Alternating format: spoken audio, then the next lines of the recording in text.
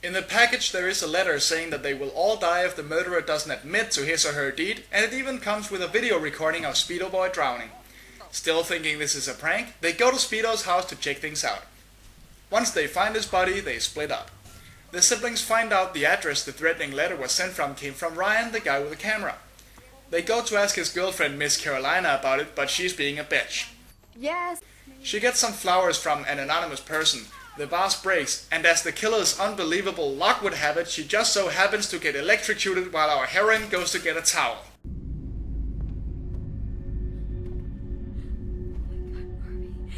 Oh my god.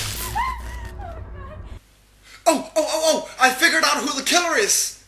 It's Death from Final Destination.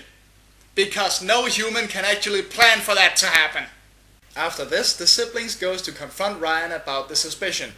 He makes a valid point that anyone can send something from his address, and they decide to blame Peter, who is currently running for mayor, instead and go check on him. You know, I'm beginning to see a pattern here. Let me think. They accuse someone of being the killer, they go to check on him, someone else dies in the meantime, they find a new bullshit clue, go accuse someone else of being the killer, lather, rinse, repeat. Am I right?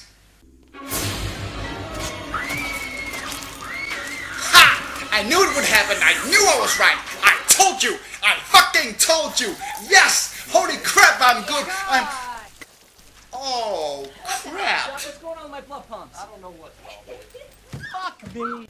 So after that pointless scene, we get to Peter's campaign office and Desiree confronts him, only for both of them to nearly get run over. Once the guy behind the wheel gets Peter, Desiree chases the car all over town. She ends up at the actress studio thinking the killer is after her. Suspicion falls back on Ryan because apparently he has been videotaping them in secret. They break into his home and find a ton of tapes and call the cops. Ryan then comes home, the two hide and they watch him get killed.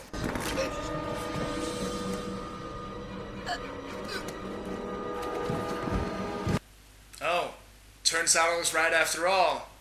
Wow, this is such a mystery. So they run out there and tell their last friend to come over, but she doesn't want to do that. When Desiree gets home, we see her get stalked by a killer who's decided to stop fucking around. The chase ends when Desiree finds her brother tied up and the killer reveals herself as Torrance. Oh! Who? Oh, you mean the actress who was never present and accounted for at any of the murders and was such the only possible suspect? Holy crap, I'm so shocked! Anyway, Desiree is tied up too. Torrance shoots Blaine, and apparently her motive is that the party in the beginning that was apparently her debutante's ball was ruined because of the tragic prank. So there you have it. She didn't do this to avenge a dead girl. She didn't do this to make up for some immense trauma she suffered witnessing this happen. But she did it because her party was ruined. I'm already looking forward to the sequel, where a guy falls face first into a running chainsaw on April Fool's, and the killer turns out to be the girl who couldn't wash the blood off her dress. Anyway, Torrance gets ready to shoot, but Desiree admits to slipping the girl a roofie to get her brother in trouble and inherit the money, and goes on a long rant about how none of them were ever innocent. But surprise! Everyone is still alive, and it was all a big elaborate prank to get her to admit her sins to the police. After all, finding a drowned body the exact size and weight of someone specific that looks exactly like him, and staging someone getting run over, someone else getting stabbed, and someone else getting electrocuted right in front of somebody is actually the easiest thing in the world. Didn't you know that? But I saw all of you die with my own eyes. I saw it. Got the FX guy from my movie to help us with that. Ugh. Fine, I'll buy it. Just end this shit already. But there's one last twist. Torrance fires the gun to prove that it fires blanks and blows Desiree's head off.